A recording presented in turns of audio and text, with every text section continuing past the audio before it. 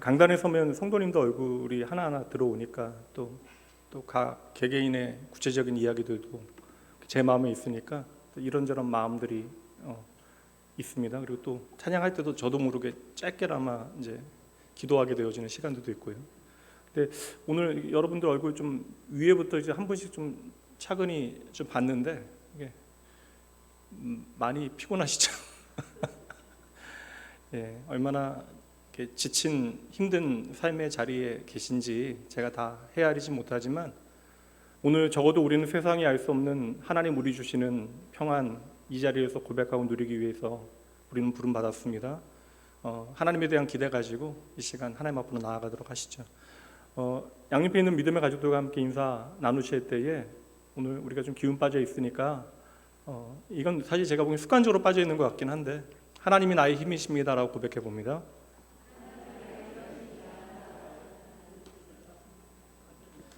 예, 뭐 성가대도 오늘 같게 뭐 율동이라고 말하기는 좀 그렇긴 한데 이게 좀 더 너무 잘하셨는데 좀 더 웃으셔도 될 것 같은데.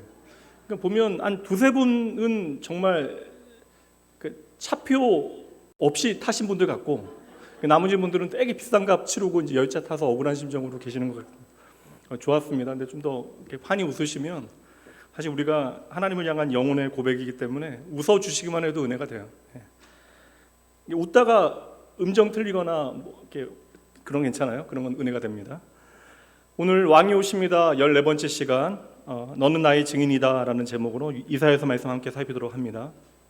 사실 말씀 사역자로 말씀을 좀 살피는데 공부하고 연구하는데 제게 좀 매력적이고 흥미로운 텍스트 본문들이 있긴 하거든요. 근데 제가 개인적으로 이야기할 때 성경에서 그럼 목사님 어떤 성경을 가장 좋아하십니까? 라고 물어보신다면 저는 단연 구약에서는 이사야서 말씀 그리고 신약에서는 로마서 말씀을 이야기합니다. 왜냐하면 제가 사역자로서의 정체성이 흔들릴 때에 저를 다시금 일어날 수 있도록 세워줬던 말씀이 로마서 말씀이라면 제가 이제 한 사람의 그리스도인으로 한없이 이렇게 침잠되어지는 제 정체성이 바닥을 치는 그 순간에는 그 이사야서 말씀이 저의 모든 지난 과거로부터 저를 자유케 했던 말씀이 되어졌습니다.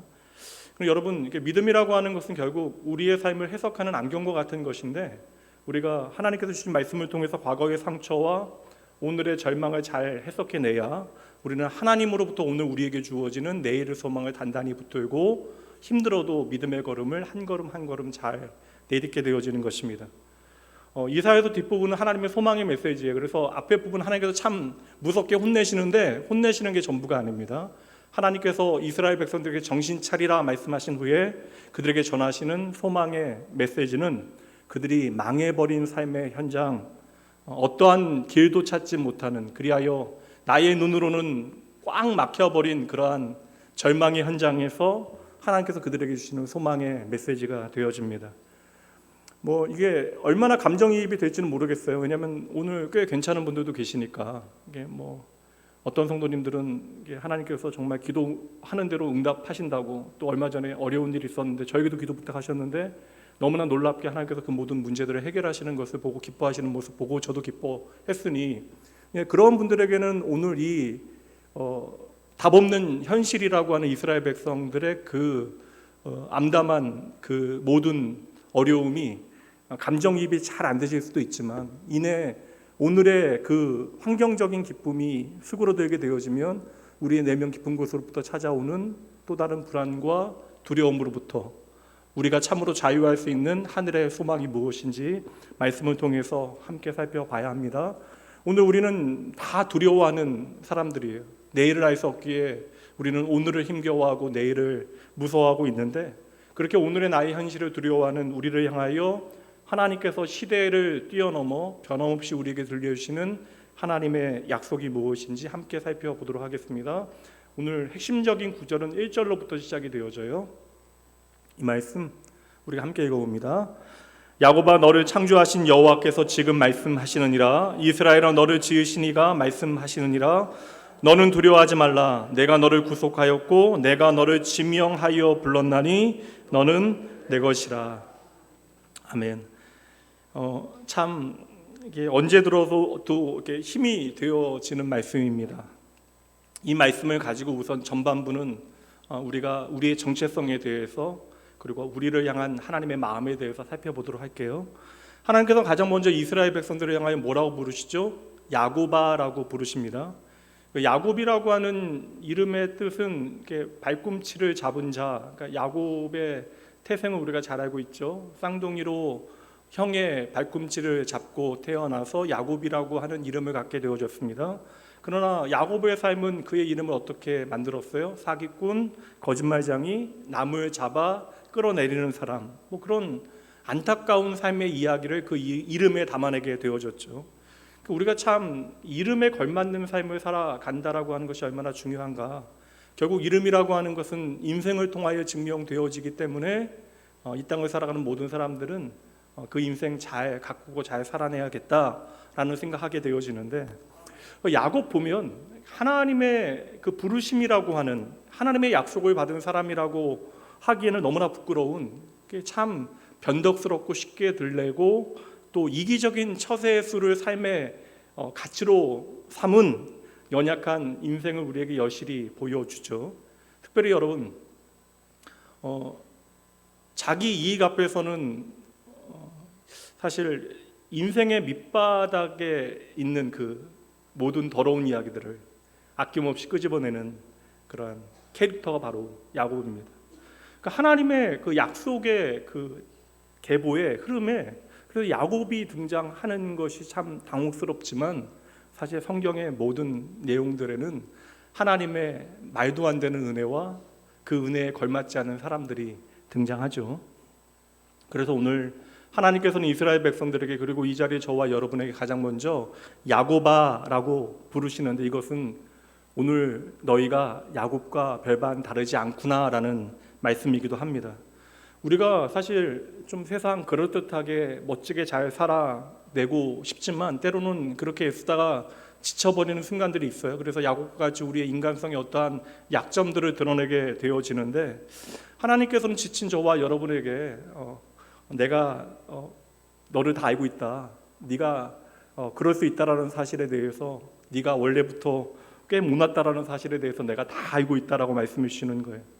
그러니까 내가 너를 안다라고 하는 이 말씀은 하나님의 책망이 아니시니까, 그러니 여러분 조바심 내지 마세요. 내가 뭔가 잘못해서, 내가 부족해서 하나님이 나에 대해서 실망하실까 봐 걱정하지 아니하셔도 됩니다.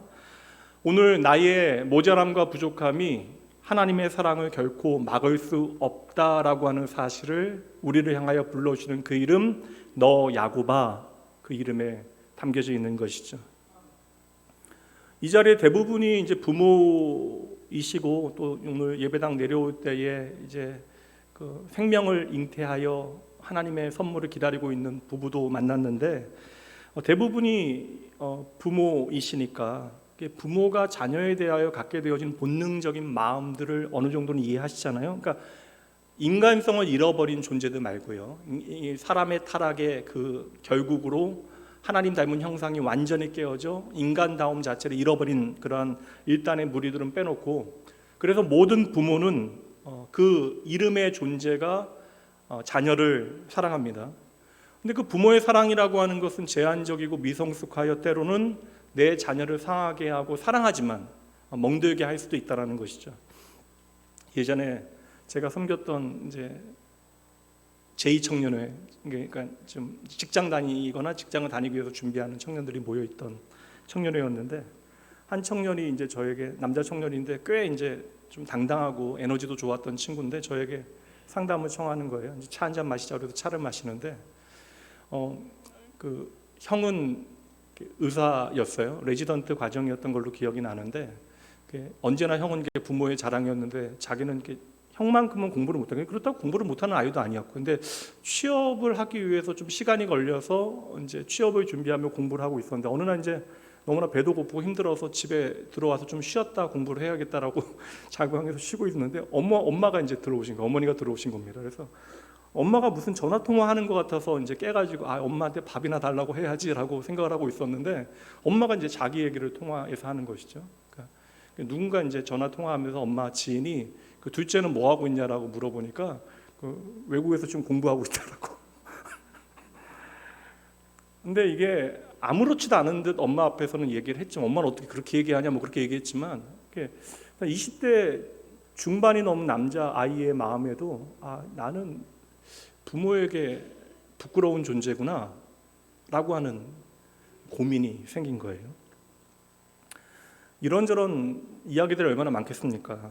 심지어 제가 청년들 만나서 이야기하다 보면 부모의 헌신인데, 이건 말할 수 없는 부모의 사랑인데, 그 헌신적인 사랑의 선택조차도 자녀를 왜곡되게 만들 수도 있구나. 그래서 부모와 자녀라고 하는 더할 수 없는 자기 희생의 자리에도 때로는 원치 않는 깊은 상처가 남겨지게도 되는 것입니다. 그래서 부모의 가장 무서운 착각이 무엇이냐면, 내가 적어도 나의 자녀는 그 누구보다 잘 알고 있다라고 하는 생각이지만, 실상 부모가 자녀의 가장 깊은 내면을 제대로 보지 못할 수도 있겠다. 그래서 저는 자녀가 하나밖에 없지만 때때로 이해되지 않을 때마다 내가 아는 이 아이가 내가 아는 전부가 아니구나라고 생각을 하면요, 이해되지 않는 것이 그렇게 큰 문제가 되지 않습니다.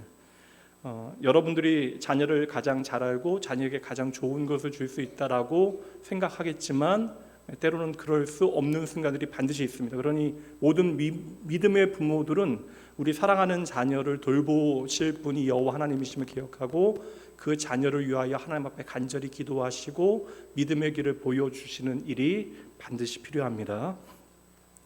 오늘 저와 여러분은 못난 야곱과 같지만 하나님께서는 저와 여러분을 향하여 야곱아, 지렁이 같은 너 야곱아 부르시면서 나의 모든 것을 다 아신다라고 말씀해 주시는 것이죠. 그러니 하나님께서는 오늘 내가 모자라거나 조금 이렇게 멋진 모습이 아니라 할지라도, 부끄러운 모습이라 할지라도 절대 저와 여러분을 외면하거나 부인하지 않으신다라는 사실 기억하셔야 돼요. 그러니까 사실 우리가 아무리 좀 이렇게 공부를 하고 마음 수양을 한다 할지라도, 그리고 시간이 지나고 나니까 이게 제가 50쯤이 좀 가까이 되다 보니까 이게 시간이 흘러간다라고 해서 내 마음의 문제들이 해결되어지는 것도 아니구나라는 사실을 깨닫게 되어져요.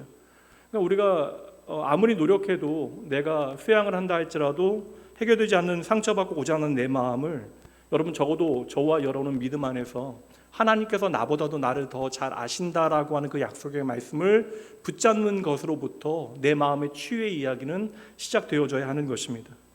오늘 말씀에서 하나님께서는 네가 너를 아는 것보다 더 잘 알고 있다라고 말씀해 주시는 것이죠. 하나님께서 오늘 나를 지으셨다, 나를 창조하셨다라고 말씀하시는데, 그것은 소유에 대한 이야기를 하는 게 아니에요. 야, 너는 내 거다라는 말씀이 아니라, 우리가 그러므로 고장나게 되어질 때에 나를 고쳐 주실 수 있는 분이 바로 하나님이심을 우리에게 말씀해 주시는 것이죠. 그리고 오늘 여러분들에게 들려주시는 이 하나님의 말씀, 그저 스쳐 지나가지 않도록 오늘 나에게 주시는 말씀으로 집중하여 이 말씀 들으셔야 합니다. 오늘 말씀 1절 보면 하나님께서 지금 말씀하시잖아요. 지금. 하나님의 동행과 하나님의 임재는 그 언젠가에 막연한 이야기가 아닙니다. 하나님의 동행과 하나님의 임재는 지금 여기에 here and now 나의 삶의 자리에 주어지는 것이에요. 그러니 하나님의 약속은 그저 기약 없는 미래에 대한 이야기가 아닙니다. 그래서 오늘도 나를 창조하신 하나님께서 지금 여기에 함께 하신다라고 하는 사실을 믿는 믿음의 사람들은 언제나 지금 현재 진행형의 하나님을 고백하게 되는 것이죠. 이 자리에 오늘 하나님을 예배하시는 여러분들도 지금 나에게 말씀하시는 하나님을 반드시 만나셔야 합니다. 근데 첫 줄에서는 야곱아라고 내가 너를 안다라고 말씀하신 하나님께서는 그 다음 줄에서는 바로 또 호칭을 바꿔서 이스라엘아라고 부르십니다. 같은 이야기 하시는데 한 번은 야곱아, 그리고 그 다음에는 이스라엘아 부르십니다. 같은 사람인데 이름이 바뀐 것이에요. 야곱이 성공했습니다. 그러니까 세상 사람들이 부러워할 만한 성공을 가졌지만 고향으로 돌아가는 길에 아무에게도 말하지 못한 마음속의 부담과 짐이 있어요. 지난날의 자신의 선택과 배신했던 그러한 기억이 여전히 내 마음을 괴롭힙니다. 그래서 관계가 여전히 회복되어지지 않아서 내가 성공하였지만 여전히 비겁한 일들을 꾸미게 되어지고, 그래서 결국에는 내가 성공해서 고향으로 돌아간다 생각했지만 야복 강가에서 그 어두운 밤에 내게 남은 것이 아무것도 없다는 사실을 깨닫게 되어졌을 때, 그렇게 홀로 되어졌을 때 그가 하나님을 만나게 되어지죠. 그래서 그곳에서 야곱이라고 하는 옛 이름은 버리고 이스라엘이라고 하는 새로운 이름을 갖게 되어집니다. 어떤 분들은 야곱이 야복 강가에서 하나님 앞에 간절히 기도했다라고 이야기하지만 뭐 기도하는 시간도 있었겠죠. 그러나 성경에 보면 그냥 야곱은 두려워하고 있었는데 어두운 그 야복 강가에서 홀로 되어 그 다음에 대해서 두려워하고 있을 그때에 하나님의 사자가 호련히 그를 찾아와 이제 씨름을 하게 되어지고 그때 야곱의 엉덩이 뼈가 어긋나서 야곱은 그때로부터 평생 다리를 절게 되어집니다.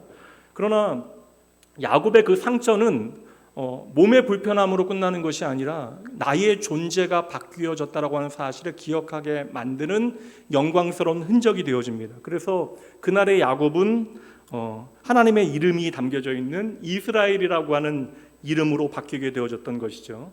이스라엘은 하나님과 이겼다라고 하는, 겨루어 이겼다라는 뜻이지만 여러분 이 이름 자체가 말이 안 되는 거예요.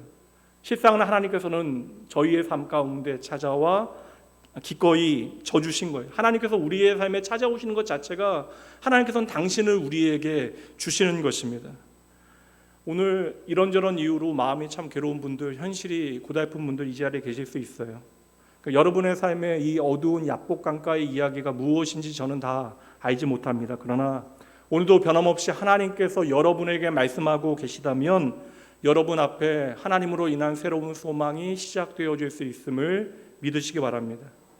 우리가 하나님의 말씀을 나의 말씀으로 붙잡을 수만 있다면 여러분은 언제든지 다시 일어날 수 있습니다. 그래서 이사야 43장 말씀에 보면 가장 많이 나오는 표현이, 하나님의 말씀으로 우리에게 주어지는 가장 많이 나오는 표현이 두려워 말라라고 하는 표현이 가장 많이 나오는 거예요. 말씀드렸다시피 내 마음의 모든 것을 아시는 하나님께서는 오늘 내가 두려워하고 있다는 사실을 너무나 잘 아시는 것이죠. 이제 보통 40대, 50대 남성들은 책임져야 되는 구체적인 이야기들이 참으로 많아지는 때죠. 그래서 그때는 생각보다 내 사랑하는 가족들에게 내가 지고 있는 짐이 무엇인지에 대해서 솔직하게 말하기가 참으로 어렵습니다. 제가 목사로 살아가면서 느낀 것은 저렇게 당당하고 무언가를 잘 해내는 사람들도 참으로 힘든 마음의 짐의 문제를 가지고 살아가는구나. 심지어 철없고 답없어 보이는 사람들도 다 나름의 자기 짐을, 수고하고 무거운 짐을 지고 살아가는구나. 그래서 목사로 깨닫게 되어진 한 가지 진리가 있다면 세상의 모든 사람들은 수고하고 무거운 짐을 지고 살아가기에 그 모든 사람들은 나를 부르시는 주님이 필요하다라는 사실입니다. 포로 생활에서 자유케 되어졌으니까 이거 얼마나 감사하고 기쁜 일이에요. 그러나 고향으로 돌아가는 그 길이 좀 두렵기는 해요. 포로로부터 해방되어지는 일은 감사하지만 왜 두렵습니까? 내일이 보장되어지지 않거든요. 그리고 고향으로 돌아가는 길에 날마다 그것을 눈으로 확인합니다. 그러니 오늘 하루 그냥 잘 보내고 잠자리에 든다 할지라도 내일이 두려운 것이죠. 당장 내일은 무엇을 먹고 살아야 하는지, 내일은 어디까지 가야 하는지, 어디에 또 천막을 쳐야 하는지, 또 알지 못하는 적들이 우리를 공격하면 우리는 죽게 되어질 터인데 그 모든 생각할 수 있는, 그리고 생각하지 못하는 두려움이 오늘의 나를 힘들게, 잠 못 들게, 밥도 못 먹게 만드는 것이죠. 그래서 야곱아 이스라엘아 부르며 찾아오신 하나님께서는 가장 먼저 그들에게 하시는 말씀이 너는 두려워하지 말라라는 말씀입니다. 그리고 바로 이어서 두려워하지 말아야 되는 세 가지 이유를 그냥 1절 말씀에서 우리에게 보여주고 있어요. 첫 번째, 두려워하지 말아야 되는 이유, 내가 너를 살렸다라고 하는 사실을 너는 기억해라, 알라.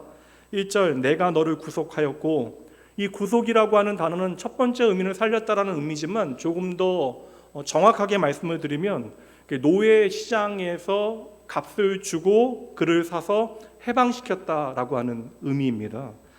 하나님께서는 지금 바벨론에 포로되어졌던 이스라엘 백성들을 해방시키신 것이에요. 마찬가지로 하나님께서는 죄에 포로되어진 저와 여러분을 예수 그리스도의 생명의 값으로 사서 우리를 자유케 하신 것입니다. 그래서 하나님께서는 오늘 너희가 바로 내가 살렸다라고 하는 사실을 잊지 말아야 한다. 이것이 바로 너희가 오늘 두려워하지 말아야 되는 이유이다. 너희에게 생명 주신 분이 하나님이심을 기억할 때 우리는 두려워하지 않을 수 있는 것이 되어지는 것이 첫 번째 이유. 이어지는 말씀 두 번째 이유 무엇입니까? 내가 너를 지명하여 불렀다. 이거 계속해서 말씀하시거든요. 이거 지명이라고 하는 단어는 이게 한 사람씩을 의미하는 거예요. 각 개인을 하나님께서 부르셨다. 그 지명하여 불렀다라는 것은 하나님께서 나를 정확하게 알고 계신다. 나의 이름을 불러 하나님 앞으로 나오게 하셨다. 이 말씀 예수님의 음성을 통해서도 우리가 확인할 수 있는데, 예수님께서는 하나님께서 당신의 사람들을 부르시는 일에 대해서 이렇게 말씀하세요. 요한복음 10장 2절과 3절입니다. 이것은 예수님 당신에 대한 이야기이기도 합니다. 문으로 들어가는 이는 양의 목자라. 문지기는 그를 위하여 문을 열고 양은 그의 음성을 듣나니. 우리가 목자 대신 하나님의 음성을 들을 수 있다. 그가 자기 양의 이름을 각각 하나씩 불러 인도하여 내신다.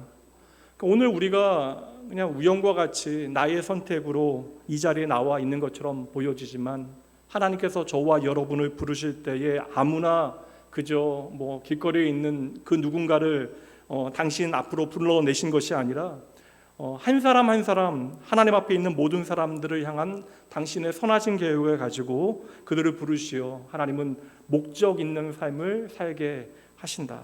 이것이 바로 내가 너를 지명하여 불렀다라고 하는 말씀이 되어지는 것입니다. 여러분, 나를 창조하신 하나님께서 오늘 나를 부르십니다. 그러니까 나를 부르시는 하나님이 계시기 때문에 저와 여러분이 특별할 수 있는 거예요. 우리의 모든 정체성의 이야기는 이곳으로부터 출발되어져야 합니다.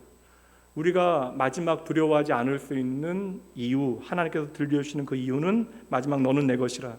이 말씀 너무나 반복되어져서 우리에게 주어져서 이거 우리가 너무나 쉽게 잊어버리기 때문에 하시는 말씀이 아닐까. 너는 내 것이다. 이거 소유에 대한, 집착에 대한 말씀이 아니라고 여러 번 말씀드렸잖아요. 너는 내 것이다. 이건 뭐예요, 여러분? 내가 책임지겠다. 하나님께서 저와 여러분 책임지겠다라고 약속하셨기 때문에 하나님께서 저와 여러분을 당신의 이름을 걸고 끝까지 지키시고 보호하시는 것은 당연한 일입니다. 그러니까 오늘 당장 우리의 눈에는 내가 사망의 음침한 골짜기를 걷고 있는 것처럼 보이고, 때로는 감당 못할 실패의 이야기가 우리의 삶에 있습니다. 정말 간절히 저도 기도하기를 성도의 삶에, 이 성도의 삶에 이 일은 벌어지지 않게 해달라고 기도했는데 때로는 그 일이 벌어지기도 해요. 때로는 우리가 그 실패의 웅덩이에서 신음하게 되어질지라도 한 가지는 기억하셔야 합니다. 그 절망과 실패와 심지어 죽음조차도 저와 여러분을 결코 무너뜨릴 수 없습니다. 왜요? 하나님께서 너는 내 것이라 하는 그 당신의 선언을 온 세상을 향하여 크게 외치고 계시기 때문에 그러한 것이죠.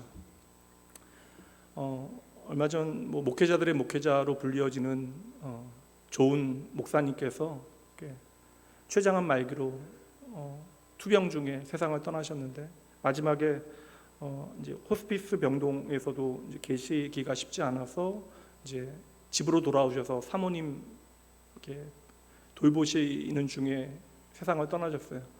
이제 그 아들께서 이제 SNS에 목사님의 마지막 유언을 올려 두었는데, 그 사모님을 향하여 목사님이 하신 말씀은 세 가지지만 첫 번째 말씀이 제 마음에 와 닿았습니다. 그것은 바로 내가 이제 아버지 집으로 돌아갈 준비가 다 되었다라는 말이에요. 평생 하나님 앞에 정직하게 믿음의 길을 걸어간 하나님의 사람들은 너는 내 것이다 라는 말씀을 붙들고 그 마지막 죽음조차도 우리에게 절망이 아니라고 하는 사실을 깨닫게 하는 것이죠. 저는 그 목사님께서 하신 누군가가 중요한 건 아니니까 목사님이 하신 중요한 말들 가운데 이제 목사님이 그 죽음에 대한 이야기를 하셨어요. 성도에게 죽음이라고 하는 것은 한 가지 기능밖에 하지 못한다. 성도에게 죽음은 더 좋은 것을 보게 만드는 일이다. 성도 여러분, 당장 저와 여러분의 삶이 정말 힘들어서 내 삶이 사망의 음침한 골짜기에서 신음하는 것과 같이 여겨질지라도 야곱된 저와 여러분에게는 이미 하나님의 이름인 이스라엘이 주어졌고, 그 이름은 천사가 흠모하는 이름이 되어졌고, 그 이름 때문에 마귀가 우리를 두려워하게 되어졌다는 사실을 잊지 마셔야 합니다. 그러므로 여러분, 저와 여러분은 결코 혼자가 아닙니다. 만군의 여호와 하나님, 창조주 하나님의 자녀가 우리인 것이죠. 그러니 너는 내 것이다 라고 하는 이 하나님의 말씀을 좀 나의 실존적인 말씀으로 오늘 이 시간 받아들이실 필요가 있어요. 그리고 이 약속의 말씀 붙들고 너무나 두려워하지 말고, 너무 기죽지 말고, 너무 울지 말고, 외로워하지 마시고, 하나님께서 반드시 당신의 강하신 오른손으로 나를 붙들어 주실 것을 여러분 확신하셔야 합니다. 여러분 대부분 경우요, 저희가 이제 길이 안 보인다고 이제 망했다라고 이야기하시면서 기도 부탁하신 분들 망하지 않으셨거든요. 다 그냥 길을 찾아내시고 믿음의 길을 잘 걸어가셨습니다. 이 자리에 계신 분들도 많아요. 이제는 이제 소망이 안 보인다고 다 앉아서 오늘도 잘 예배하고 계시네요. 여러분 2절 말씀 보세요. 하나님께서는 그래서 구체적으로 이렇게까지 우리에게 말씀해 주시는 거예요. 네가 물 가운데로 지날 때에 내가 너와 함께 할 것이다. 강을 건널 때에 물이 너를 침몰하지 못할 것이고 네가 불 가운데로 지날 때에도 타지도 아니할 것이다. 불꽃이 너를 사르지도 못할 것이다. 여기서 물과 불이라고 하는 이제 상징이 나오는데, 이것은 이스라엘 백성들이 이전에도 겪었고 앞으로도 겪게 되어질 어떠한 환난과 시련을 의미하는 것이긴 합니다. 상징적인 표현이지만 또 이스라엘의 과거를, 지난 과거를 생각해 보면 막연한 상징적인 의미만 되는 게 아니에요. 이스라엘 백성들은 진짜 하나님과 함께 그 죽음의 바다를 건너왔잖아요. 물 가운데를 지나쳐 왔잖아요. 하나님께서 이스라엘 백성들을 애굽으로부터 자유케 하시고 홍해를 가르시고 그들을 물 가운데서 건져내셨고요. 약속의 땅에 들어오게 되어질 때에도 장마철 그 요동치는 요단강을 가르시고 그들을 약속의 땅으로 인도해 내셨습니다. 하나님은 또 불 가운데에서 하나님의 백성들을 구원해 내시기도 하셨죠. 다니엘의 세 친구 사드락과 메삭과 아벳느고, 그들은 단 한 가지 우상 숭배하지 않겠다라고 하는 결단 가운데 풀무불에 던져지게 되어집니다. 불 가운데 있었는데 그들이 하나도 상하지 아니하였대요. 이 물리 법칙을 벗어나는 그 현장에 증언이 있죠. 세 사람만 있었던 것이 아니라 하나가 더 있었다. 한 명이 더 있었다. 바로 하나님께서 하나님의 백성과 함께 하신다라고 하는 증언을 기록하여 오늘 우리에게 전해주고 있는 것입니다. 그러니 하나님께서는 진짜 불 가운데, 진짜 물 가운데 저와 여러분을 건지시는 하나님 되시는 것이죠.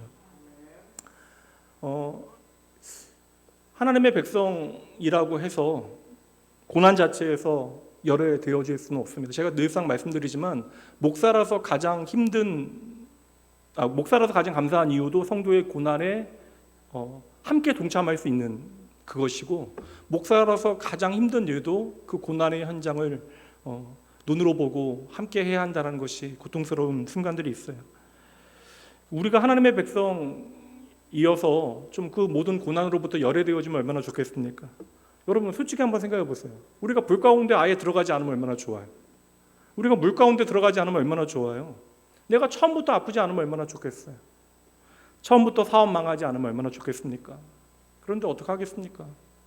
때로는 불 가운데 들어갈 때 있고 물 가운데 들어갈 때 있고, 때로는 아플 때 있고 때로는 망할 때 있는데, 하나님 없다 말하는 이 죄악된 세상 가운데 그렇게 우리의 인생은 때때로 내가 원하지 않는 모양으로 엉키게 되어지는 때가 있다는 것이, 이게 실존이잖아요. 이거 부정하면 여러분 모든 고난은 저주가 되어집니다. 그러나 여러분 중요한 약속의 말씀, 우리가 원치 않은 고난 당하게 되어질 그때에 하나님은 그 모든 고난으로부터 저와 여러분을 지키시는 보호막을 치십니다. 그래서 우리는 고난 가운데 그 하나님을 만나고 여호와는 나의 요새, 나의 피난처, 나의 반석, 나를 지키시는 분이십니다 고백하게 되어지는 것이죠. 우리의 인생이 결코 풀리지 않는 엉켜버린 실타래와 같을 때가 있어요. 그러나 우리는 그때 보게 되어집니다. 그 모든 엉킨 실들을 하나하나 내 곁에서 풀어내시는 분이 하나님이심을 확인하게 되는 것이죠. 그래서 오늘 거듭 말씀드립니다. 믿음의 사람들에게 고난은 결코 저주가 아닙니다.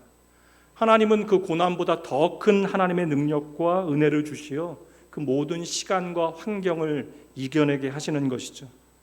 여러분 하나님의 사람이라고 해서 무병장수하고 아무 탈이 없는 게 아니에요. 한국에 가장 제가 존경했던 목사님은 마지막에 노인성 치매 알츠하이머로 하나님조차 기억하지 못하고 떠나가셨어요. 제가 가장 사랑했던 목사님은 암에 재발되어진 암으로 고통스러워 하시면서 사역의 현장의 모든 것들, 사랑하는 모든 일들을 놓으시고 그렇게 하나님 곁으로 돌아가셨습니다. 이게 뭐 전 세계 목회자들에게, 그러니까 지금 사역하는 모든 사람들에게 영적 도전을 주고 있는 그 목사님께서는 최장암으로 사기에 그 3년 동안 그렇게 고통스러움 가운데 하나님의 일들을 주어진 만큼만 제한적으로 감당하시다가 하나님께 곁으로 돌아가게 되어졌습니다. 그러니 여러분, 하나님의 사람이라고 해서 물론 하나님께서 우리의 삶을 지키시고 보호하시지만 그렇다고 해서 우리의 모든 삶이 무병장수하고 언제나 아무 탈이 없는 것은 아닌 것 같아요. 하나님의 사람들도 고난을 많이 겪습니다. 그리고 저의 개인적인 묵상이긴 하지만 우리가 하나님의 뜻대로, 그러니까 하나님의 뜻대로 안 살면 별로 큰 문제가 없을 수도 있어요. 영적 전쟁이 필요 없으니. 그러나 우리가 하나님의 뜻대로 우리의 인생을 살아가기로 작정하면 때로는 이 땅 가운데 고난을 당하는 순간들도 많다. 그러나 우리는 반드시 그 모든 고난을 통하여 살아계신 하나님을 만나게 됩니다. 이 말씀 우리의 고백으로 함께 하나님 앞에 고백해 봅니다. 시편 34편 19절입니다. 함께 고백합니다. 의인은 고난이 많으나 여호와께서 그의 모든 고난에서 건지시는도다. 의인도 고난을 많이 받지만 여호와께서 그의 모든 고난에서 그를 건지신다. 하나님은 그를 고난에서 건져내시기 위하여 그와 언제나 함께 하십니다. 그러니 그저 고난 없는 인생이 축복된 인생이 아닙니다. 실상 우리는요, 교만하여 그 어떤 어려움이 없으면, 우리가 의지할 수 있는 수많은 자원들이 있으면 우리의 그 결단과 상관없이 하나님의 실존을 놓치게 되어지는 순간들이 너무나 많아요. 그러니 여러분, 도리어 고난 없는 것이 우리에게 축복으로 끝나는 것이 아니라 모든 고난 가운데 하나님께서 나를 건지신다라고 하는 사실을 많이 경험하는 사람이 축복받은 인생이 되어지는 것이죠. 이 약속의 말씀을 평생 여러분 확인하셔야 돼요. 창세기 28장 15절, 내가 너와 함께 있어 네가 어디로 가든지 너를 지키마. 너를 이끌어 이 땅으로 돌아오게 할게. 내가 너에게 허락한 모든 것을 다 이루기까지 내가 결코 너를 떠나지 아니한다. 여러분, 이 말씀 여러분을 향한 말씀이니까 이 말씀 믿고 여러분 힘내셔야 돼요. 좀 지쳐 계셔도 다시 기운 차리셔야 합니다. 하나님은 살아계셔요. 그리고 하나님은 정말 여러분을 사랑하십니다. 오늘 말씀 3절 보세요. 하나님께서 자기 증언하시는 거예요. 대전하는 여호와 너의 하나님 이스라엘의 거룩하니 내 구원자이다. 내가 애굽을 너의 속량물로 구스와 스바를 너를 대신하여 주었다. 나는 너의 하나님이다. 너의 구원자이다. 여러분, 이 말씀보다 더 확실한 격려와 위로가 어디 있겠어요? 하나님을 경외하는 것은 하나님을 무서워하는 것이 아닙니다. 하나님이 얼마나 대단한 분인가를 우리가 경험하여 아는 것이 하나님 경외의 출발이죠. 그러니 하나님을 정말 경외하는 사람은 하나님을 무서워하는 것이 아니라 내가 어려울 때마다 힘들 때마다 언제나 하나님 앞에 나오기를 즐거워합니다. 그러니 여러분, 힘들수록 하나님 곁으로 더 가까이 오셔야 하는 것이에요. 하나님은 저와 여러분을 살리시는 분이시지 결코 죽이시는 분이 아니십니다. 우리 인생에 참 복잡한 문제들 많아요. 그런데 확실하게는 제가 장담하지 못하겠지만 사회가 더 분화되어질 터인데, 얼마 전에 이제 2024년도 이제 트렌드 이제 여러 가지 것들에 대한 책을 제가 일부러 좀 읽어봤는데 뭐 답이 없어요. 앞으로는 좀. 그러니까 얼마 전에는 이제 뭐 미국에는 이제 이렇게 뭐 전 무신론자라고 생각을 하는데 AI 교회도 만들어져 가지고 그 AI가 설교를 할 수 있도록 만드는 시대. 그러니까 하물며 뭐 이러한 뭐 상담 뭐 어디 뭐 우리가 상담을 하겠습니까? 근데 이거 우리가 뭐 걱정한다라고 신경 쓴다라고 해서 우리가 어떻게 뭐 예견하거나 책임질 수 있는 일이겠어요? 그럼 여러분, 아무리 우리 인생이 복잡해지고 우리가 힘든 고난 가운데 있다 할지라도 너무나 지나치게 많은 것들을 여러분 다 책임지려고 하지 마시고 하나님께서 나를 구원하시고 나를 책임진다는 사실을 믿고 하나님께서 나를 위하여 행하시는 일들에 먼저 집중하신 여러분 되셔야 합니다. 하나님께서 반드시 당신의 백성들을 구원하시는데 그 증거가 하나님께서 우리를 위하여 치르신 대가를 통하여 보여주시는 거예요. 오늘 이 3절 말씀이 그 말씀입니다. 내가 너를 구원하였다. 내가 너의 하나님이다. 그 증거를 애굽으로 삼으신 거예요. 애굽을 사용하여 내가 너를 구원하였다. 구스와 스바를 너를 대신하여 주었다. 그러니까 정말 아무것도 아닌 지렁이 같은 야곱 이스라엘을 구원하시기 위해서 엄청난 대가를 치르신 증거, 그 눈에 보이는 증거가 바로 애굽이다. 분위기 너무나 무거우니까 제가 사진 하나 보여드릴게요. 이렇게 크게, 제 얼굴보다 이렇게 크게 했어요. 이 사진 여러분 이거 잘 봐놓으세요. 여러분 집에 가시는 길에 이 개 보시면 바로 잡으셔야 합니다. 1,000,000원짜리예요. 50대 한 여인이 강원도 펜션에 여행 갔다가 이제 걸려서 넘어졌어요. 그래서 13살 먹은 이 코코라고 하는 이름의 개를 놓치게 되어졌는데 그냥 산으로 이 아이가 도망가 버린 겁니다. 이게 사실 너무나 놀랐나 봐요. 그래서 그때로부터 이제 휴가 이틀 동안 계속해서 개를 찾아다니는데 찾지 못하게 되어진 것이고, 이제 이거 개는 여러분 사실 믹스견입니다. 흔히 얘기하는 이제 많은 돈을 주고 사야 되는 개가 아닌 것이죠. 그런데 이제 10년 넘는 세월을 같이 하다 보니까 이제 그 주인에게는 너무나 소중한 개가 되어진 것이고, 이 반려견 코코 찾아주면 이제 1,000만 원, 아직도 안 찾았대요. 1,000만 원 주겠다라고, 살해하겠다라고 이제 한 거예요. 근데 이제 재밌는 게 기사 보면서 지난 1년 넘게 생업도 제대로 못한 거예요. 이제 이 개 때문에 너무나 마음이 아파서. 그래서 이제 배고픈 개가 육이 되어진 개거나 배고픈 개는 이제 새벽이 되어지면 이제 산에서 아래로 내려온다고 이야기해서 정말 몇 날 밤을 새벽마다 그곳에서 개를 기다린 것이 무수한 시간이었고, 또 게다가 이제 연락이 오면 뭐 그것이 고성이 되어졌건 속초, 삼척, 춘천까지 그냥 휴일만 되면 때로는 그냥 일도 안 하고 가서 개를 찾아다닌 것이죠. 사실 우리에게 그렇게 많이 공감되는 얘기는 아니잖아요. 그러나 적어도 그 주인에게는 그 코코가 그만큼의 가치가 있는 것입니다. 제가 생각해 보니까 제가 어릴 때 저 안에 있었던 가장 좀 실제적인 고민은 무엇이냐면, 정말로 하나님께서 나를 사랑하실까? 하나님이 살아계시다라는 사실에 대해서는 부정하지 못하겠는데 정말로 하나님께서 나를 그렇게까지 사랑하실까? 여러분 어떠세요? 정말 하나님께서 그렇게까지 여러분 사랑하실까요? 여러분 성경의 이야기가 다 그 이야기예요. 세상은 결국 여러분 대를 위하여 소를 희생합니다. 세상이 결정한 가치 있는 일을 위하여 가치 없는 것들을 가차없이 희생하게 되어지는 것이 세상의 원리. 여러분 세상적인 가치로 생각하면, 상식으로 생각하면 대제국이었던 애국을 이스라엘을 위한 수단으로 사용하실 필요가 없어요. 너무나 이거 힘든 일이거든요. 근데 하나님께서는 기꺼이 애굽을 수단 삼아서 이스라엘 백성들을 구원해 내시는 일을 펼쳐 놓으십니다. 이거 하나님께서도 그냥 우리식으로 이야기하면 땀 흘려 일하여야 하실 정도로 많은 일들을 하나님께서는 하셔야만 했던 거예요. 그러니 여러분 세상을 살아가면서 누구도 나를 이렇게 위해 주지 않잖아요. 솔직히 말하면 내 아내, 내 남편도 나를 그렇게까지 귀하게 여기지 아니합니다. 아내가 요새 저한테 얼마 전에 집에 이렇게 무거운 거 배달 되어지면 왜 그거 안 치우냐고, 집 밖에 있으면 좀 들여다놔야지. 근데 제 기억에는 날마다 들여놨거든요, 제가. 근데 제 아내는 그 들여놓지 않아. 한 번은 일주일 동안 들여놓지 않더래요. 그래서 자기가 2번인가 나눠서 들여놨대요. 나는 그런 일이 없다고. 한 집에 살긴 하는데 기억이 달라요. 이게 사랑한다 해도 자기 몸 먼저 챙기는 것이 인간의, 못 받겠죠, 제가 일주일 동안 그것이 제 몸만 한데 그걸 못 받겠죠. 여러분 이게 이해가 안 되는 거예요. 우리의 상식 안에서는, 우리의 경험 안에서는. 우리가 이것을 믿지 못하니까 오늘 하나님의 부르심에 우리가 마음 다해 응답하지 못하는 거예요. 과연 하나님께서 나를 그렇게까지 사랑하실까?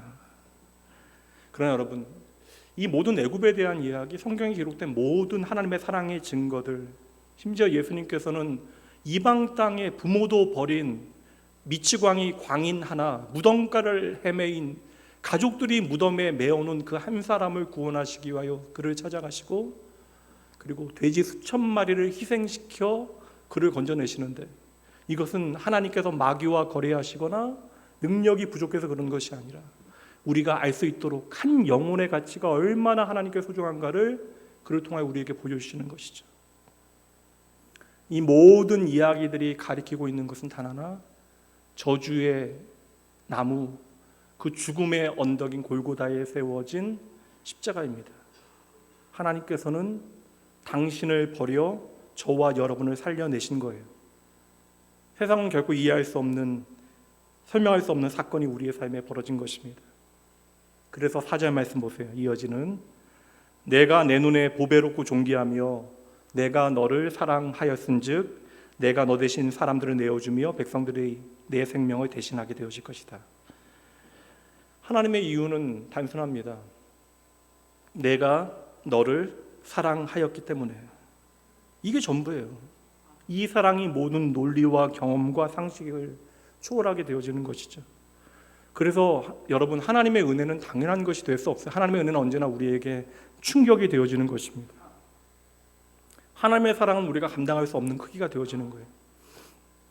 에드워드 윈저라고 하는 영국의 젊은이가 있었는데, 이 젊은이가 사랑에 빠져요. 젊음의 때는 사랑에 빠져야 되는 시기니까. 근데 그 사랑에 빠진 대상이 모든 가족이 싫어하는 대상입니다.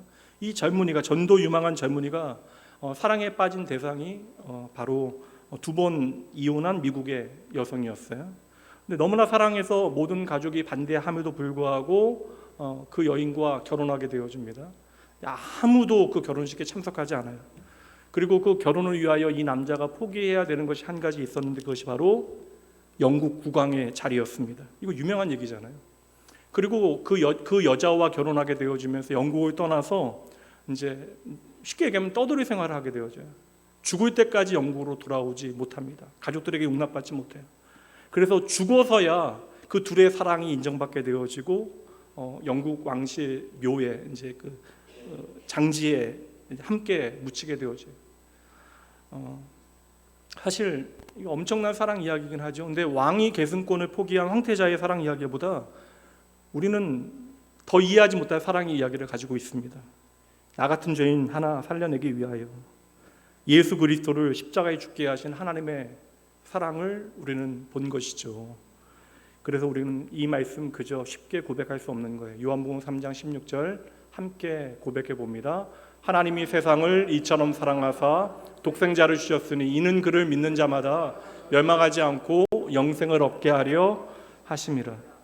우리가 하나님의 사랑을 어떤 휴머니즘 안에 그냥 적당한 추상적인 사랑으로 바꿔 놓으니까 이 사랑의 크기를 놓치게 되어지는 것이죠.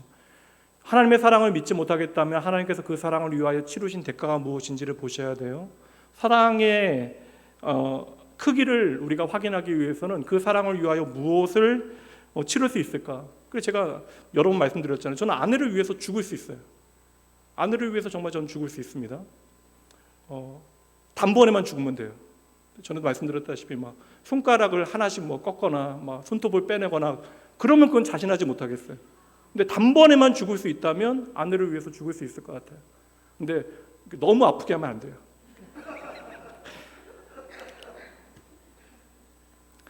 제가 펜 하나를 1,000원 주고 사면 그 펜의 가치는 1,000원입니다.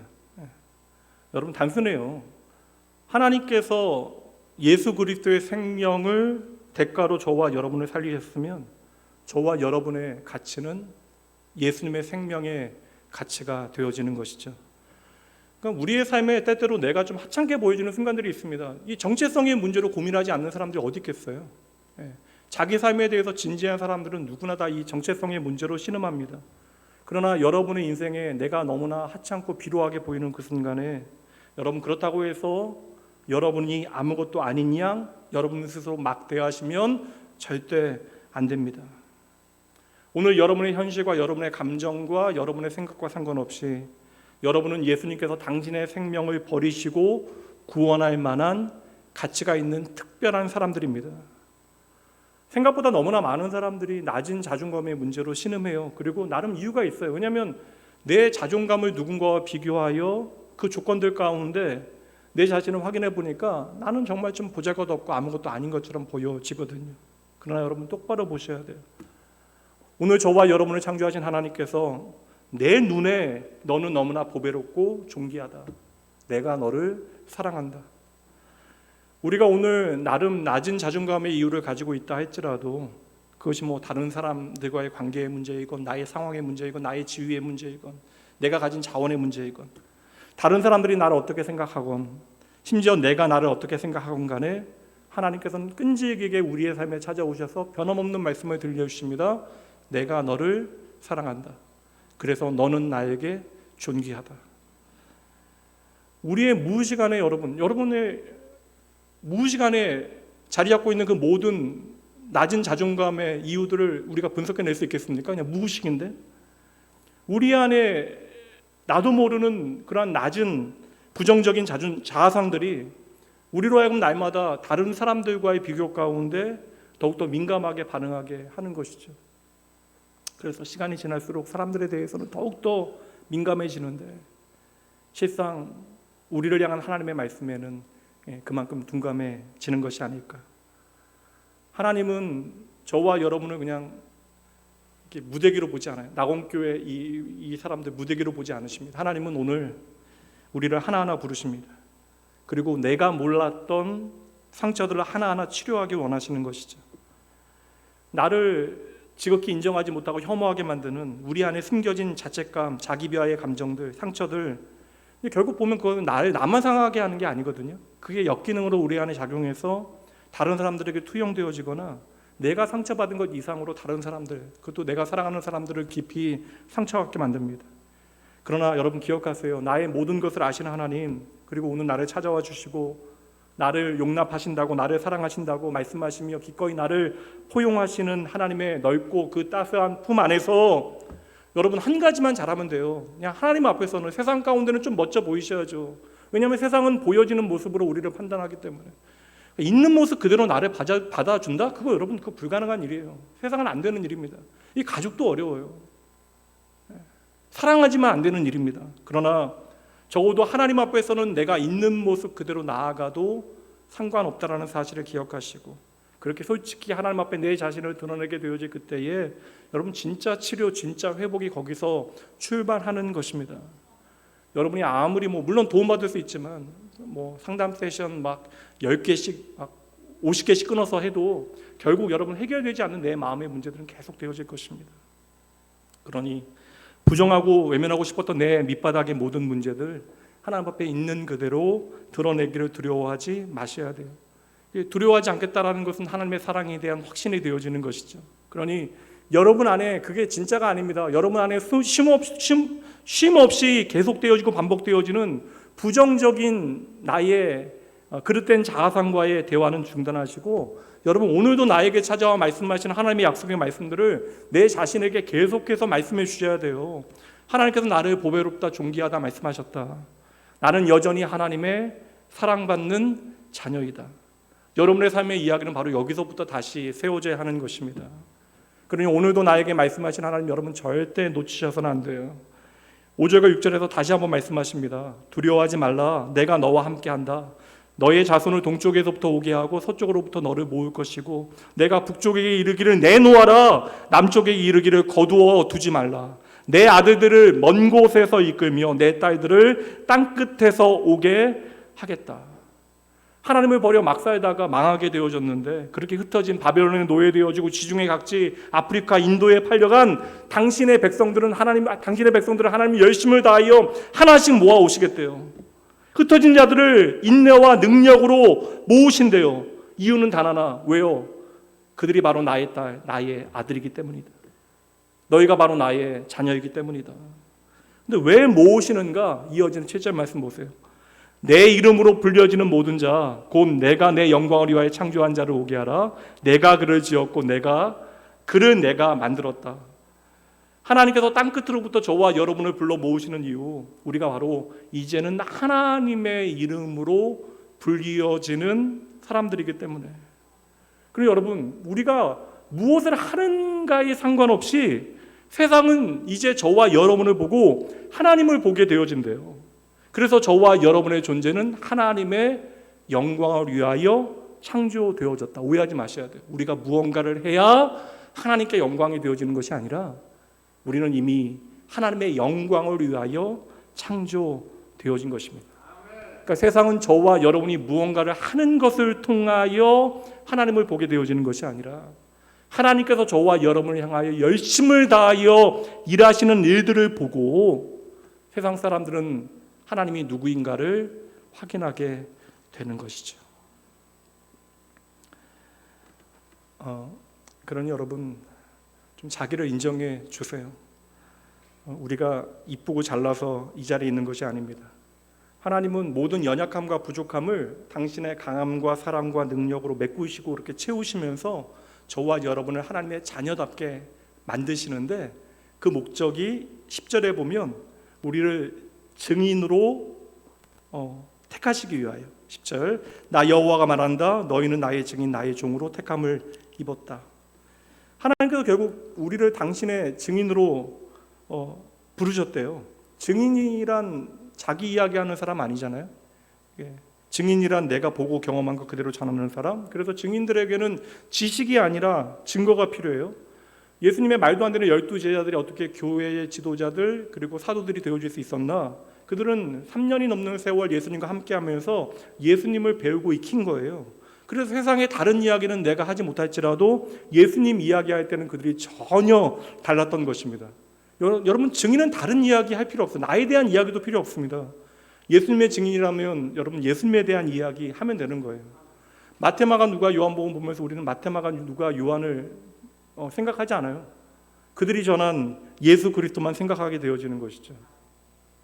예, 코카콜라 만든 사람이 있지만 막상 코카콜라 만든 사람 돈도 벌지 못했고 그냥 그것은 간에 그냥 어떠한 그냥 사업으로 끝나게 되어졌던 그 사업을 이제 코카콜라를 대기업으로 만든 그 대표적인 중요한 사람이 코카콜라의 아버지 로버트 우드러프라고 하는 사람인데 그 사람 별명이 그냥 아예 미스터 코카콜라라고 하는 별명이 있었어요. 근데 회자되는 유명한 인터뷰 내용이 있습니다. 여러분 아실 거예요.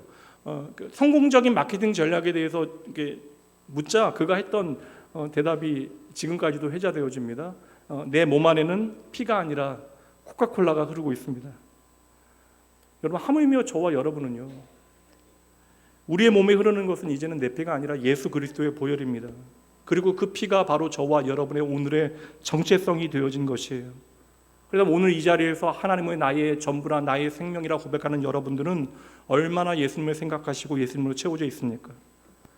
여러분 생명이 예수님임을 고백하면 우리가 이 자리에 모여 있는데 일주일에 한 번 드려지는 예배 시간, 식사 시간에 잠시 식기도 하는 것으로 만족한다면 우리는 과연 예수의 사람, 하나님의 자녀, 예수의 증인이 맞습니까?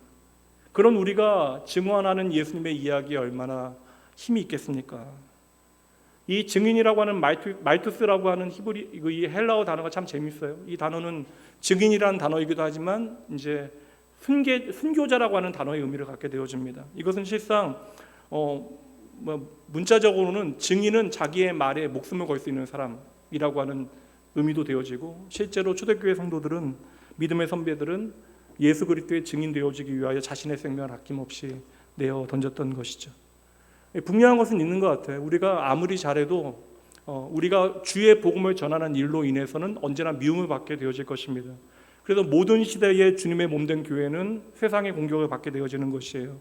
그러나 이 모든 공격으로부터 주의 몸된 교회를 지키시는 분이 하나님이심을 믿고 전 우주적인 교회는 결코 쇠하거나 망하지 아니하고 하나님의 뜻을 이 땅 가운데 반드시 이루심을 여러분 믿으셔야 합니다. 고난 가운데 우리가 때로는 좀 지치게 되어지고 넘어지게 되어질 때 그때 여러분 잊지 마세요. 하나님은 언제나 우리에게 당신의 위로를 가득 부어주십니다. 두려워하지 말라. 오늘 그 말씀이잖아요. 두려워하지 말라. 내가 너와 함께한다. 너는 나의 영광을 위하여 내가 불렀다. 너는 결코 그러니 버림받지 않는다. 내가 책임진다. 그러니 서러워하지 말아라. 포기하지 말아라. 도망가지 말고 그 영광의 자리를 잘 지켜내라. 조금만 더 견뎌라. 반드시 승리한다. 네가 충성한 그 모든 삶의 자리에 내가 반드시 승리의 면류관을 너에게 주겠다. 이 약속의 말씀을 우리가 붙잡게 되어질 때 하나님의 증인들은 꺾여버린 지친 무릎에 다시 힘을 주고 다시 일어나 믿음의 길을 걷게 되는 것이죠. 이제 마지막으로 한 가지만 살피고 기도할게요. 하나님의 목적이 마지막 결론인데 10절 말씀 참 신비로워요. 10절 말씀 보세요. 나 여호와가 말한다. 너희는 나의 증인 나의 종으로 택함을 받았다. 이는 너희가 나를 알고 믿으며 내가 그인 줄 깨닫게 하려 함이라. 오늘 말씀의 결론이거든요. 근데 이해가 잘 안 돼요. 하나님께서 우리를 증인으로 택하셨으면 일을 시켜야 하시는 거잖아요. 근데 일보다 더 중요한 목적이 있다라는 거예요. 뭐예요? 너희가 나를 알고 나를 믿고 내가 그인 줄 깨닫게 하려 함이라. 이거 좀 감격스러운데요. 우리가 하나님을 더 알고 하나님을 더 잘 믿고 하나님이 누구이신가를 제대로 이 땅에서 깨닫게 하시기 위하여 하나님은 오늘도 우리를 증인으로 부르신다. 얼마 전에 그 다큐멘터리 하나 봤는데 남해에 있는 어촌 마을이에요. 근데 한 할아버지 나오셨는데 조그만 자기 배를 가지신 선장님입니다. 근데 그분이 이제 50년 가까이 뱃사람으로 살았으니까 바다에 대해서 얼마나 잘 아시겠어요? 그 이제 앞바다인데 그래서 그 인터뷰하는 그 이제 PD가 이제 바다에 대해서는 잘 아시지 않냐라고 물어봤더니 이제 그 할아버지가 웃으시면서 나는 바다에 대해서 전혀 알지 못한다는 대답을 하십니다. 좀 신선했거든요. 사실 이게 참 쉽지 않고 연세 드시면서 이런 말씀하시기가 참 쉽지 않은데, 평생을 바다에서 살아도 바다가 날마다 새로운 것처럼 우리는 바다보다 더 크고 넓고 깊은 하나님을 향하여 항해 중에 있습니다. 그러니 우리가 하나님을 알면 알수록 날마다 새로운 하나님을 여러분 경험하게 되어질 거예요. 새로운 하나님의 은혜, 새로운 하나님의 능력, 새로운 하나님의 지혜를 우리는 반드시 경험하게 됩니다. 그러니 우리가 좋은 증인 되어지기를 원한다면 날마다 새로운 하나님 더 많이 경험하셔야 돼요. 여러분의 인생에 하나님에 대하여 할 이야기들이 더 많아져야 합니다. 여러분이 죽음이라고 하는 그 순간을 지나갈 때 사라지게 되어지는 그 모든 것들 말고 하나님 앞에 드릴 수 있는 여러분의 삶의 이야기가 날마다 더 많아지셔야 돼요. 이 말씀으로 마무리하면 오늘 딱일 것 같은데요. 예레미야가 3장 18절부터 말씀 봅니다. 스스로 이르기를 나의 힘과 여호와에 대한 내 소망이 끊어졌다 하였다. 그러니까 내 삶의 소망이 끊어졌다 여기지는 순간이 있다라는 거예요. 믿음의 사람도 내 고초와 재난과 습과 담즙을 기억하소서. 내 마음이 그것을 기억하고 내가 낙심이 되오나, 이제 다음 말씀 보세요. 이것을 내가 내 마음에 담아두었더니 그것이 오히려 나의 소망이 되었사오니, 그 모든 실패와 고통이 나에게 소망이 되어질 수 있는 이유, 유명한 22절 23절 여호와의 인자와 긍휼이 무궁하심으로 우리가 진멸되지 아니함이니이다. 이것이 아침마다 새로우니 주의 성실하심이 참으로 크십니다. 하나님은 오늘 저와 여러분을 당신의 증인으로 부르십니다. 하나님에 대해서 더 알려주기를 원하시는 거예요. 그러니 여러분이 진정 하나님 앞에 좋은 하나님의 자녀, 좋은 증인이 되어지기 원하신다면 날마다 하나님을 더 깊이 만나셔야 합니다. 찾아오시는 하나님 외면하시면 안 돼요. 하나님의 말씀을 통하여 하나님이 어떠한 분이신가를 내가 깨닫기 위해서 보다 많은 시간을 투자하셔야 합니다. 우리가 완벽하여 하나님의 증인으로 부름받게 되어진 것 아니에요. 여전히 부족하고 실패투성이지만 고난의 풀무에서 독해지지 아니하고 더욱더 하나님 안으로 깊이 들어오는 사람, 도리어 우리 안에 영혼의 독소가 빠지게 되어지면서 날마다 하나님의 새로움을 더 많이 경험하는 멋진 하나님의 증인이 여러분 되어지길 주님의 이름으로 축복합니다. 여러분, 하나님의 부르심 안에 좋은 증인 되셔야 돼요. 기도합니다. 하나님, 진짜 모든 것이 주의 은혜입니다. 오늘도 말씀으로 찾아와 주심에 감사합니다. 사랑하는 아버지, 아무것도 아닌 나를, 때때로 나조차 용납하지 못하는 미워하는 나를 보배롭고 존귀하게 여기신다. 내가 너를 사랑한다. 그러니 내가 영원히 너와 함께한다 약속해 주시니, 당장 두렵고 불안하고 겁나는 현실 가운데 있다 할지라도 주의 약속 붙들고 저희들 당당히 한 걸음 한 걸음 믿음을 살아내겠습니다. 아버지여, 세상은 결코 가질 수 없는 가장 귀한 이름, 예수의 이름을 가진 예수의 증인들로 저희의 말과 생각과 삶이 십자가 복음의 가치를 드러내게 하여 주시옵소서. 지금도 변함없이 나의 생명, 나의 소망, 내 인생의 길이 되어 주시겠다 약속하여 주시는 나의 전부 되신 예수님 이름으로 축복하며 간절히 기도합니다. 아멘. 이 시간 헌금 봉헌합니다. 여러분 잠시 여러분의 고백 하나님 앞에 드리시죠. 하나님께서 말씀하시고 다음 여러분의 응답을 기대하십니다. 오늘 이 시간 여러분이 하나님 앞에 정직하게 드리는 그 고백이 하나님과 연결되어진 여러분의 삶의 이야기가 되어질 수 있을 거예요. 이 시간 말씀 앞에 그저 그 말씀이 스쳐 지나가는 것이 아니라 나의 마음 깊이 박혀 각인되어 하나님의 놀라운 생명의 이야기가 되어질 수 있도록 이 시간 말씀에 반응하여 여러분이 드릴 수 있는 정직한 고백 하나님 앞에 드리시죠. 잠시 기도합니다. 이해하신단다. 하나님은 너를 지키시는 분, 너를 절대 포기하지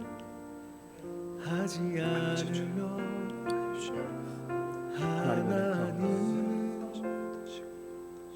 너를 지키시는 분, 너를 쉬지 않고 하나님 생명이 있습니다. 아버지, 지켜보신다. 저희의 인생의 순간순간을 통하여 아버지 저희를 향하신 하나님의 그 놀라운 은혜와 사랑을 붙잡게 하시고 하나님 이 시간 주님 앞에 믿음으로 나아가 아버지 나의 고백을 드리는 주의 자녀들 하나님의 사명이 아버지들의 삶에 아버지 나의 삶을 붙잡게 하시고 거룩하신 부르심에 아버지 연결되어 하나님과 아버지 함께하는 믿음의 삶을 살아가는 주의 자녀들의 삶을 책임지시고 인도하여 주시옵소서. 아버지 함께하여 주시옵소서. 붙잡아 주시옵소서.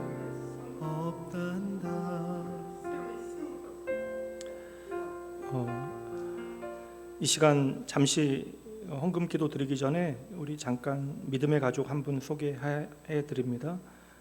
잠깐 자리에서 일어나시면 박연진님, 예, 감사합니다. 새롭게 이사 오신 것 같아요. 진심으로 환영합니다. 감사합니다. 예. 제가 헌금기도 그리고 귀한 자매 위해서 축복기도 잠깐 하고요. 축도하고 오늘 예배 마치도록 합니다. 하나님, 모든 것이 하나님의 은혜입니다.